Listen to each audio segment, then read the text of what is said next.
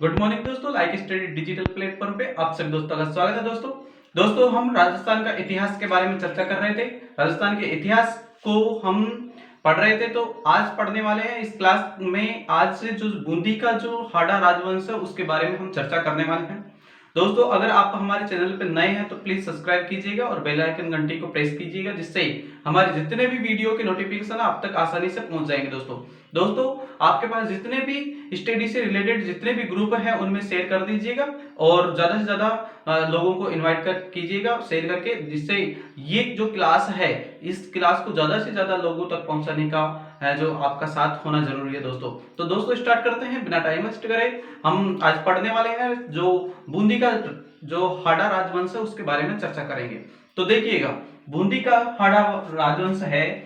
हाड़ा राजवंश होने के कारण इस क्षेत्र को है जो हाड़ौती कहा जाने लगा। पहली बात तो राजस्थान का ये छोटा सा में, और इस राजस्थान में क्या है, यहाँ पे इस क्षेत्र में 4 जिले आते हैं। और कौन कौन से? एक तो कोटा, एक आ जाता है बारा, और एक आ जाता है झालावाड़, और एक आ जाता है बूंदी।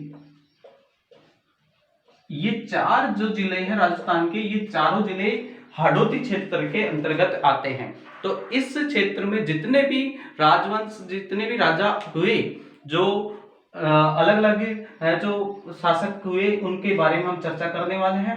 तो हाड़ौती का जो क्षेत्र है उसको क्या कहा जाने लगा? हाड़ा शासकों की वजह से, हाड़ा राजवंश की वजह से इस क्षेत्र को हाड़ौती कहा जाने लगा। ठीक है दोस्तों, तो ये तो रही बात है हाड़ौती क्षेत्र की। तो हाड़ौती क्षेत्र में कौन कौन से जिले आ जाते हैं? 4 जिले आ जाते हैं, कोटा, बारा, झालावाड़ और बूंदी। ठीक है, तो आज हम पढ़ने वाले हैं बूंदी के हाड़ा राजवंश। ठीक है, तो स्टार्ट करते हैं हाड़ा राजवंश के बारे में।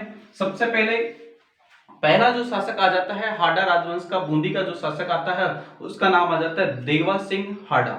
ठीक है, तो सबसे पहले देवा सिंह हाड़ा को पढ़ लेते हैं। देवा सिंह हाड़ा, देवा सिंह हाड़ा का है जो बूंदी के जो हाड़ा राजवंश की जो संस्थापक माना जाता है, हाड़ा वंश की का संस्थापक इसे माना जाता है। पहली बात तो ये आ जाती है, देवा सिंह हाड़ा को हाड़ौती का जो हाड़ौती का जो हाड़ा राजवंश है उसका क्या माना जाता है? संस्थापक माना जाता है। संस्थापक माना जाता है। पहला क्वेश्चन ये बनता है, बूंदी के जो हाड़ा राजवंश है उसका संस्थापक देवा सिंह हाड़ा को माना जाता है। और बात करें, यहाँ पे जो बूंदी जो क्षेत्र था, यहाँ पे जो ये सबसे पहले जेता मीणा था उसका अधिकार था, उसको 1241 ईस्वी में पराजित करके बूंदी को अपने अधिकार में कर लेता है और अपने राजधानी घोषित कर देता है। ठीक है, तो पहली तो बात 1241 की आ जाती है। देवा सिंह हाड़ा की अगर चर्चा करें तो ये इससे पहले मेवाड़ से इनका संबंध आता है। ये मेवाड़ के थे, मेवाड़ क्षेत्र से इनका संबंध आ जाता है। और 1241 ईस्वी में इसने क्या किया, देवा सिंह हाड़ा ने, यहाँ पे बूंदी जो क्षेत्र है वहां पे जेता मीणा का, किसका? जेता मीणा का अधिकार था, इसको पराजित करके यहाँ पे क्या कर लेता है? अधिकार कर लेता है और इस क्षेत्र में है जो इस हाड़ा राजवंश की स्थापना करता है या इसको संस्थापक माना जाता है। ठीक है, 1241 ईस्वी में जेता मीणा को पराजित करके इसने बूंदी पे अधिकार कर लिया और इस क्षेत्र पे को है जो अपनी क्या बना ली, इसने राजधानी बना ली, राजधानी घोषित कर देता है। कौन? देवा सिंह हाड़ा। किसको? बूंदी वाले क्षेत्र को, बूंदी को अपनी राजधानी बना लेता है। कौन? देवा सिंह हाड़ा। ठीक है दोस्तों, इसके बाद में जो हाड़ा राजवंश है हाड़ौती का या बूंदी की बात करें तो अगला शासक आ जाता है और उसका नाम आ जाता है समर सिंह। तो समर सिंह आ जाता है अगला शासक। पहली बात तो इससे क्वेश्चन इस तरीके से बनेगा कि देवा सिंह हाड़ा, हाड़ौती के हाड़ा जो राजवंश है, बूंदी की बात करें, बूंदी के जो हाड़ा राजवंश है उनके संस्थापक माना जाता है। बूंदी के हाड़ा राजवंश के संस्थापक, ठीक है, किससे माना जाता है? ये माना जाता है किसको? देवा सिंह हाड़ा को। ठीक है, एक और बात करें, इनका संबंध बूंदी से आ जाता है। 1241 ईस्वी में जेता मीणा को पराजित करके इस पे अधिकार कर लेता है बूंदी पे, और अपनी राजधानी बूंदी को बना लेता है। ठीक है, इसके बाद में समर सिंह की चर्चा करेंगे। अगला शासक यहाँ पे गद्दी पे बैठता है, इसके बाद में समर सिंह। अगला शासक कौन आ गया? समर सिंह। समर सिंह बूंदी की गद्दी पे बैठ जाता है। बूंदी की गद्दी पे बैठने के बाद में समर सिंह, इसके जो पुत्र का नाम आ जाता है जेतर सिंह, और जेतर सिंह ने 1264 ईस्वी में कोटिया मीणा को कोटिया भील को पराजित करके कोटा पर अधिकार कर लेता है। कब की बात आ जाती है? 1264 की अगर बात करें, 1264 ईस्वी में इसका जो पुत्र आ जाता है उसका नाम आ जाता है जेतर सिंह। जेतर सिंह ने क्या किया? इसके शासनकाल में जेतर सिंह ने क्या किया? इसका पुत्र जिसका नाम आ जाता है जेतर सिंह ने 1264 ईस्वी में एक नाम आ जाता है कोटिया भील का। किसका? कोटिया भील। और कोटिया भील ने ही कोटा शहर को बसाया था। ठीक है, तो ये इसको पराजित करके इसने क्या किया? यहाँ पे जो कोटा पे अधिकार कर लेता है कौन? जेतर सिंह। कब की बात आती है? 1264 ईस्वी की। ठीक है, और 1264 ईस्वी में इसने क्या कर लिया? कोटा पे अधिकार कर लिया जेतर सिंह ने। इसके बाद में गद्दी पे बैठ जाता है बरसिंह। अगला शासक कौन आ गया? बरसिंह। बूंदी का अगला शासक बरसिंह आ जाता है। बरसिंह गद्दी पे बैठता है। गद्दी पे बैठने के बाद में इसने जो कार्य की उसके बारे में चर्चा कर लेते हैं। बरसिंह जेतर सिंह के पुत्र राव बरसिंह थे। जेतर सिंह के किसके? इसके पुत्र थे समर सिंह के पुत्र जेतर सिंह के पुत्र बरसिंह। तो इसके पुत्र थे। इसने है जो जेतर सिंह के पुत्र बरसिंह ने क्या किया?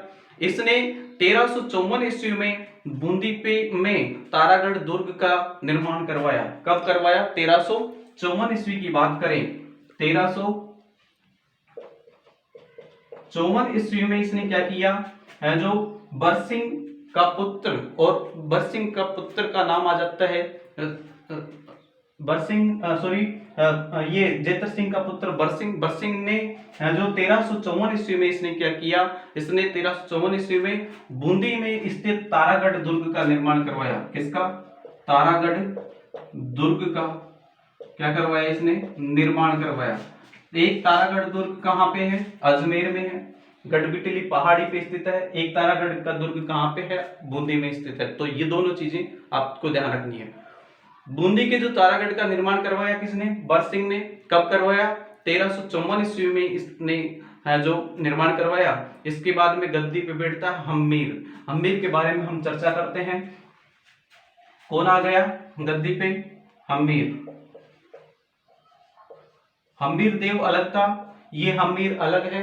तो हम्मीर, इसके समय में मेवाड़ के जो राणा लाखा थे उसने बूंदी को जीतने की कोशिश की, लेकिन वह उस कोशिश में नाकाम रहा, और उसने असफलता के कारण राणा जो लाखा थे उसने मिट्टी का किला बनवाया, और मिट्टी का किला बनवा के उस पे जो अपनी प्रतिज्ञा पूर्ण की थी। ठीक है, तो किसके शासनकाल की बात करें? लाखा, इसके हम्मीर के शासनकाल की बात करें तो एक नाम आ जाता है मेवाड़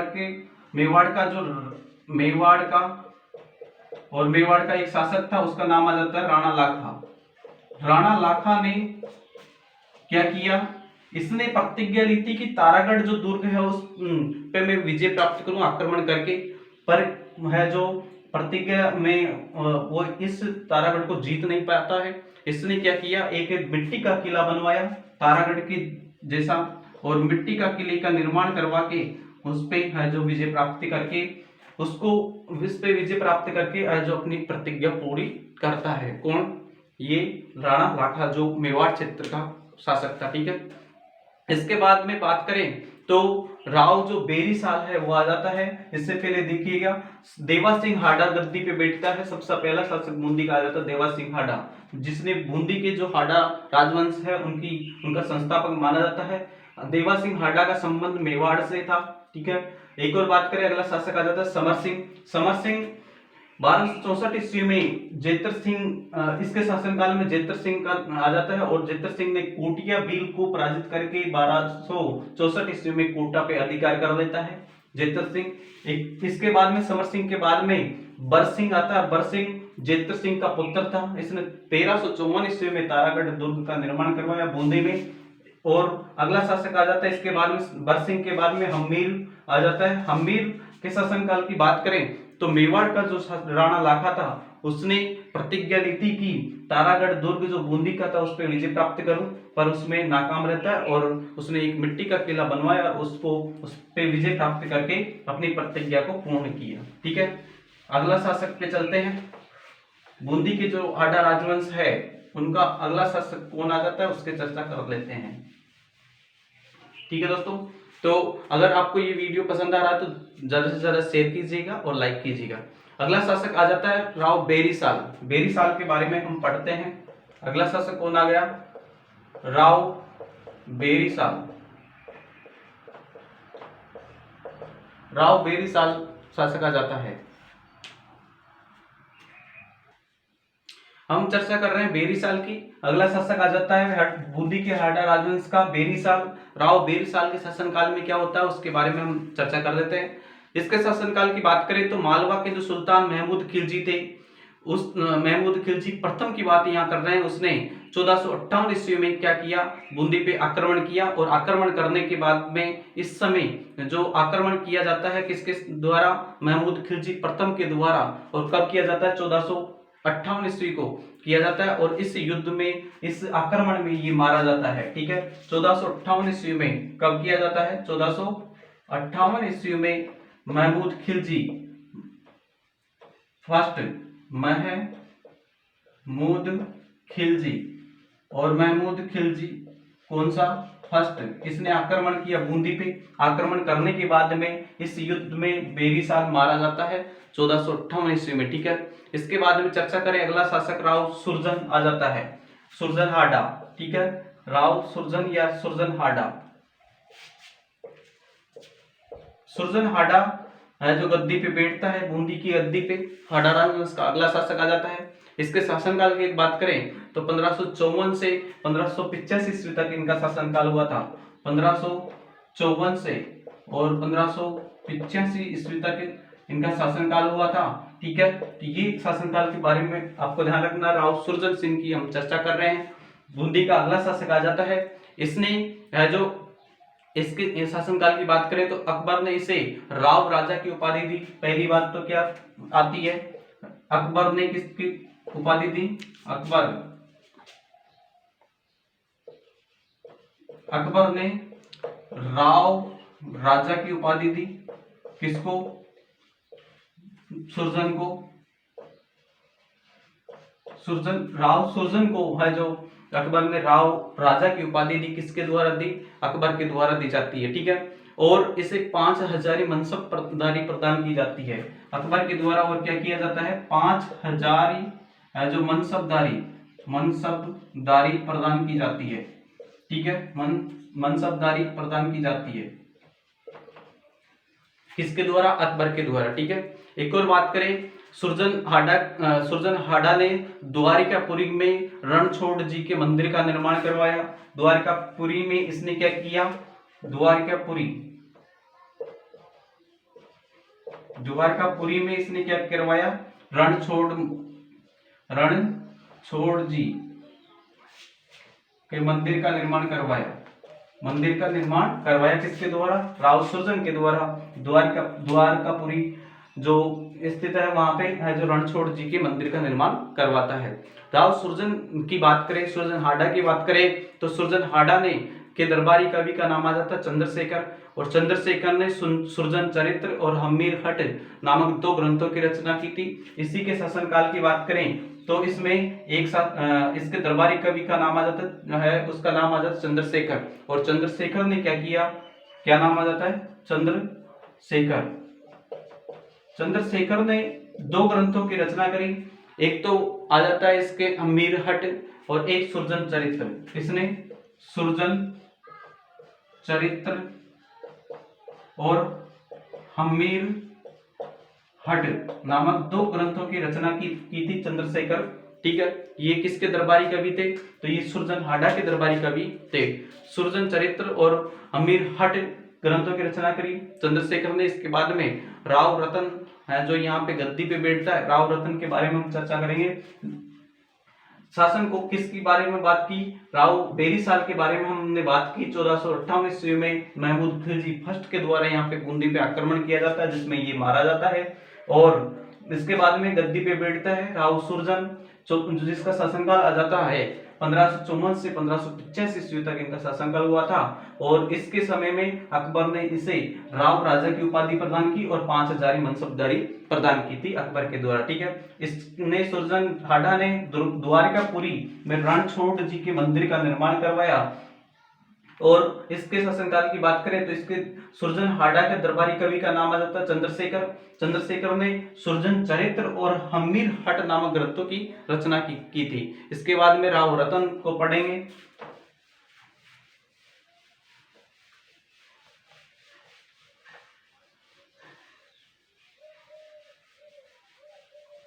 बात करें राव रतन की, कौन आ गया, राव रतन गद्दी पे बैठ जाता है। राव रतन गद्दी पे बैठ जाता है, बूंदी की गद्दी पे। इसके शासनकाल की बात करें तो इसका शासनकाल आ जाता है 1607 से 1631 ईस्वी तक। 1607 से कब से 1607 से 1631 ईस्वी तक, 31 ईस्वी तक इनका शासनकाल हुआ था। ठीक है, ये किसकी बात कर रहे हैं, राव रतन सिंह की बात कर रहे हैं। ठीक है, इसको है जो राव रतन सिंह को जहांगीर ने किसकी उपाधि दी, सर बुलंद राय की उपाधि दी। एक तो सर बुलंद राय की, सर बुलंद राय की उपाधि दी। पहली बात तो एक तो ये उपाधि दी किसने दी थी, जहांगीर ने। जहांगीर ने एक तो सर बुलंद राय की उपाधि दी और क्या दी, राम राज की उपाधि दी, राम राज की उपाधि दी। ये दोनों उपाधियां किसके द्वारा दी जाती है, जहांगीर के द्वारा। किसको दी जाती है, राव रतन को दी जाती है। ठीक है, तो सर बुलंद राय की उपाधि दी, राम राज की उपाधि दी किसने, जहांगीर ने। किसको, रतन सिंह को। ठीक है, इसके बाद में चर्चा करें, रतन सिंह के शासनकाल में हमने चर्चा कर ली है, उपाधि प्रदान की जाती है। इसके बाद में गद्दी पे बैठता है राव शत्रुसाल। ठीक है, तो राव शत्रुसाल या शत्रुसाल हाडा, राव शत्रुसाल बूंदी की गद्दी पे बैठ जाता है शत्रुसाल के शासनकाल में क्या होता है, इसके शासनकाल की अगर बात करें तो 1631 से 1658 ईस्वी तक इनका शासनकाल हुआ था। 1631 से 1658 ईस्वी तक इनका शासनकाल हुआ था। किसके शासनकाल की बात करें, राव शत्रुसाल के शासनकाल की बात करें। ठीक है, इसके शासनकाल में क्या हुआ था, इसके जो इसने यह जो शत्रुसाल है, इसने क्या किया, सामूगढ़ का जो युद्ध था, और सामूगढ़ का युद्ध कब लड़ा गया, 1658 ईस्वी को लड़ा गया था। 1658 ईस्वी में जो लड़ा गया सामूगढ़ का युद्ध। और सामूगढ़ का युद्ध है जो कि इस युद्ध में दारा की तरफ से लड़ रहा था, ये दारा की तरफ से शत्रुसाल लड़ रहा था। और इस युद्ध में लड़ता हुआ जो शत्रुसाल लड़ता हुआ क्या हो जाता है, इस युद्ध में मारा जाता है। इस युद्ध में क्या हो जाता है, ये मर जाता है, मारा जाता है। ठीक है, कौन, शत्रुसाल। तो ये आपको जानना है, 1658 ईस्वी में सामूगढ़ का युद्ध होता है और दारा की तरफ से लड़ता है शत्रुसाल। इसमें इस युद्ध में, सामूगढ़ के युद्ध में ये मारा जाता है। अगला शासक आ जाता है अनिरुद्ध के बारे में हम चर्चा करेंगे। ठीक है दोस्तों, तो राव रतन सिंह की बात करें तो 1607 से 1631 ईस्वी तक शासनकाल रहा था। जहांगीर ने इसे सर बुलंद राय और राम राज की उपाधि दी थी। अगला शासक आ जाता है राव शत्रुसाल का शासनकाल 1631 से 1658 ईस्वी तक इसका शासनकाल हुआ था। इसके शासनकाल की बात करें, 1658 ईस्वी में सामूगढ़ का युद्ध लड़ा गया, जिसमें दारा की तरफ से जो ये शत्रुसाल लड़ता हुआ मारा जाता है। अगला शासक की हम चर्चा कर लेते हैं। अगला शासक कौन आ जाता है उसकी बात हम करते हैं।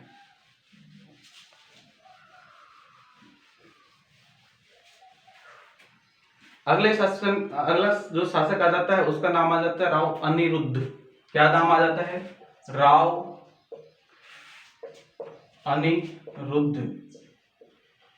राव अनिरुद्ध गद्दी पे बैठता है, बूंदी की गद्दी पे। हाडा राजवंश का अगला शासक होता है। इसके शासनकाल की बात करें तो 1681 से 1695 ईस्वी तक 1681 से 1695 ईस्वी तक इनका शासनकाल हुआ था। 1681 से 95 तक इसका शासनकाल हुआ था। किसका? अनिरुद्ध का। इनका शासनकाल की ये हमने चर्चा कर ली है। 1681 से 95 ईस्वी तक इन्होंने शासन किया था बूंदी पे। इसके भाई का जो नाम आ जाता है राव देवा। राव देवा ने 1683 ईस्वी में बूंदी की जो प्रसिद्ध 84 खंभों की छतरी का निर्माण करवाया। 1600 कब की बात आ जाती है? 1683 ईस्वी की। 1683 ईस्वी में जो इसके भाई का नाम आ जाता है, और भाई कौन था? राव जो देवा। राव देवा की हम चर्चा करें। राव देवा ने क्या किया? इसने बूंदी में प्रसिद्ध 84 खंभों की छतरी 84 खंभों की छतरी का निर्माण करवाया। छतरी का क्या करवाया? निर्माण करवाया। किसके शासनकाल में? तो ये अनिरुद्ध के शासनकाल की हम चर्चा करें। ठीक है, अनिरुद्ध के शासनकाल में 1684 खंभों की छतरी का निर्माण करवाया। 1683 ईस्वी में इसके भाई का नाम आ जाता है राव देवा के द्वारा। ठीक है, ये तो छतरी की बात कर ली अपन ने, और छतरी का निर्माण करवाया। ठीक है, किसने करवाया? तो ये देवा के द्वारा करवाया जाता है इस छतरी का निर्माण। 84 खंभों की छतरी इसे कहा जाता है। क्वेश्चन बनता है कब? अधिकतर जिस राजस्थान पुलिस में कांस्टेबल की परीक्षा में ये पूछा गया क्वेश्चन है, 84 खंभों की छतरी कहाँ पे स्थित है, इसका निर्माण किसने करवाया, ये कब इसका निर्माण करवाया गया, किसके शासनकाल में इसका निर्माण करवाया, ये क्वेश्चन बनते हैं, तो आपको ये ध्यान रखना है। अगले शासनकाल की बात करें, इसका निर्माण करवाने के बाद में, और इसको शत्रु साल की छतरी भी कहा जाता है। 84 जो खंभों की छतरी है इसको शत्रु साल, किसकी छतरी कहा जाता है? इसे शत्रु साल की छतरी के नाम से जाना जाता है। शत्रु साल की छतरी, शत्रु साल की छतरी के नाम से इसे जाना जाता है। 84 खंभों की छतरी। तो ये क्वेश्चन भी आपको ध्यान रखना है। ठीक है, इसके बाद में गद्दी पे कौन बैठा? उसके बाद में गद्दी पे बैठता बुद्ध सिंह। महाराव बुद्ध सिंह की हम चर्चा करें। महाराव बुद्ध सिंह के बारे में हम चर्चा कर लेते हैं। तो अनिरुद्ध को हमने पढ़ ही लिया है। महाराव बुद्ध सिंह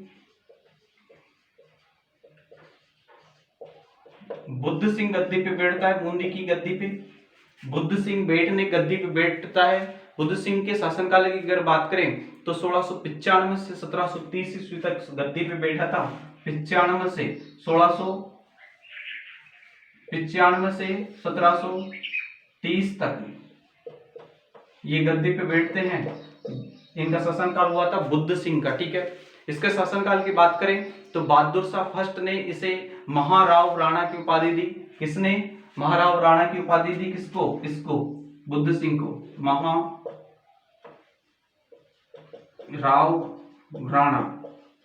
महाराव राणा की उपाधि दी। किसने दी थी? तो ये आपको ध्यान रखना है, बहादुर शाह प्रथम। बहादुर शाह फर्स्ट ने इसको ये उपाधि दी थी। ठीक है, किसकी? महाराव राणा की उपाधि दी थी। किसको दी थी? बुद्ध सिंह को दी थी, है ना? ठीक है, तो इसके बाद में अब चर्चा करते हैं। इसी के शासनकाल की बात करें तो बादशाह फर्रुखसियर ने बूंदी का नाम फर्रुखाबाद रख दिया था। फर्रुखाबाद इसका नाम रख दिया। किसका? बूंदी का। फर्रुखाबाद। फर्रुखसियर ने फर्रुखाबाद बूंदी का नाम रख दिया गया था इसके द्वारा। ठीक है, महाराव विष्णु सिंह के बारे में हम पढ़ लेंगे। इससे पहले बुद्ध सिंह के बात चर्चा करें तो 1695 से 1730 ईस्वी तक शासनकाल हुआ था। जो बहादुर शाह प्रथम था उसने महाराव राणा की उपाधि दी थी। किसको? बुद्ध सिंह को। और फर्रुखसियर ने इसे फर्रुखाबाद नाम दे दिया बूंदी को। ठीक है, और 84 खंभों की छतरी कहाँ पे? बूंदी में स्थित है। इसका निर्माण किसने करवाया? देवा हाडा ने करवाया। कब करवाया? 1683 ईस्वी को इसका निर्माण करवाया जाता है, और इसे शत्रु साल की छतरी के नाम से भी जाना जाता है। ये आपको ध्यान रखना है। अब बूंदी के जो हाडा राजवंश है उसका अगला शासक आ जाता है विष्णु सिंह। महाराव विष्णु सिंह या राव विष्णु सिंह गद्दी पे बैठता है। बूंदी की गद्दी पे कौन आ गया? विष्णु सिंह। विष्णु सिंह के बारे में हम चर्चा करें तो 10 फरवरी 1818 को इसने अंग्रेजों से संधि कर दी थी। कब कर ली थी? 10 फरवरी की बात करें 10 फरवरी 1818 की अगर बात करें, इसने क्या की थी, अंग्रेजों से क्या कर ली, इसने संधि कर ली। क्या कर ली, संधि कर ली थी। ठीक है, किसने, विष्णु सिंह ने 10 फरवरी 1818 ईस्वी को इसने अंग्रेजों से संधि कर ली। इसके बाद में महाराव राम सिंह गद्दी पे बैठते हैं। महाराव राम सिंह बूंदी की गद्दी पे बैठ जाते हैं, अगला शासक आ जाता है। ठीक है, अंग्रेजों से संधि कर ली 10 फरवरी 1818 ईस्वी को। किसने, इसने विष्णु सिंह ने जो इससे संधि कर ली। इसके बाद में महाराव राम सिंह गद्दी पे बैठता है। इसके शासनकाल की बात करें तो 1831 से 1889 ईस्वी तक, 1831 से 89 ईस्वी तक ये गद्दी पे बैठते हैं। किसकी गद्दी पे, बूंदी गद्दी पे बैठ जाते थे। ठीक है, इसके शासनकाल की अगर बात करें तो इसके शासनकाल में जो सूर्यमल मिश्रण का नाम आ जाता है, कवि सूर्यमल मिश्रण ने वंश भास्कर ग्रंथ की रचना करी थी। सूर्यमल मिश्रण ने, किसने, सूर्यमल मिश्रण, इसने किसकी, वंश भास्कर की, वंश भास्कर ग्रंथ की रचना की थी। किसके शासनकाल में की थी, तो राम सिंह के शासनकाल की यहाँ चर्चा कर लेते हैं। ठीक है, वंश भास्कर ग्रंथ की रचना की किसने, सूर्यमल मिश्रण ने। सूर्यमल मिश्रण का संबंध पूछ लिया जाए तो सूर्यमल मिश्रण का संबंध किस क्षेत्र से है, हाड़ौती क्षेत्र से, जिला बूंदी क्षेत्र से इसका नाम आ जाता है। ठीक है, बूंदी क्षेत्र से इनका संबंध आ जाता है। बूंदी का जो अगला शासक और अंतिम शासक आ जाता है उसका नाम आ जाता है बहादुर सिंह। क्या नाम आ जाता है, बहादुर सिंह। बहादुर सिंह, बहादुर सिंह बूंदी के हाड़ा राजवंश का अंतिम शासक था। ये क्या था, अंतिम शासक था। कौन, बहादुर सिंह। ठीक है, तो बात करें बूंदी के जो हाड़ा राजवंश है उसकी चर्चा कर रहे थे। इसमें विष्णु सिंह के शासनकाल की बात करें तो 10 फरवरी 1818 ईस्वी में इसने क्या किया, अंग्रेजों के साथ में संधि कर ली। और बात करें जो इसके बाद में गद्दी पे महाराव राम सिंह गद्दी पे बैठते हैं, 1831 से 1889 ईस्वी तक शासनकाल हुआ था। बात करें इसके शासनकाल की तो इसके शासनकाल में सूर्यमल मिश्रण कवि ने वंश भास्कर ग्रंथ की रचना की थी। ठीक है, ये भी आपको ध्यान रखना। और इसके बाद में फिर अंतिम शासक बूंदी का आ जाता है बहादुर सिंह। अंतिम शासक बूंदी का जो हाड़ा राजवंश का अंतिम शासक आ जाता है। दोस्तों, अगर ये वीडियो आपको पसंद आया तो प्लीज शेयर कीजिएगा, सब्सक्राइब कीजिएगा और बेल आइकन घंटी को प्रेस कीजिएगा, जिससे जितने भी वीडियो की नोटिफिकेशन है आप तक आसानी से पहुंच जाएंगे। धन्यवाद।